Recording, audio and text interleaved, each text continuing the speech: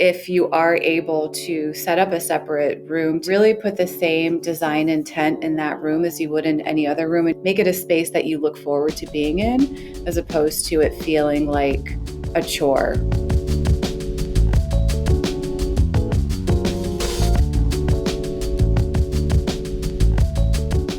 Look to fashion. I think it moves faster than the interior design business. I'm super inspired by movies and television. One of my favorite designers is Thomas O'Brien. The way people dress in Milan, it's really edgy and colorful. There's pattern, but there's also a sophistication and refinement about it.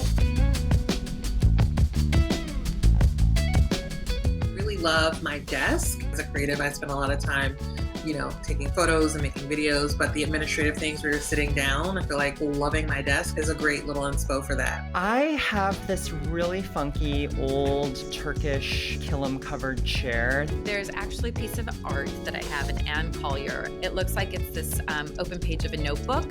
It says things I want to accomplish. And then it's like 3 years, 6 years, 20 years, and it's just blank lines. And I'm like, oh my God, that's like the story of my life. Before my parents were married, they had traveled to Tunisia to visit family, and they bought a poof at a market. So it's super old, it's weathered and beat up, but it's really beautiful.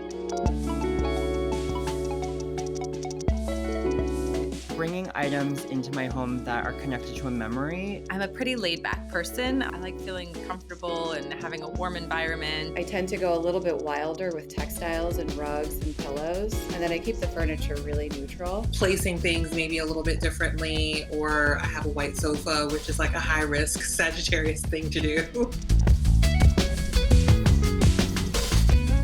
I was lucky to create this whole separate room, so it does feel so much better now to have a separate space that's reserved really just for work. The challenge for me has been not being able to leave as much. Shooting everything at home pushed me to be even more creative with like the spaces that were around me. Tidying up your workspace now for me is much more important than it was before. I've been going to the office because no one's there. I have a 3-year-old and I truly don't understand how people are homeschooling and working. I've gotten more done actually with no one there.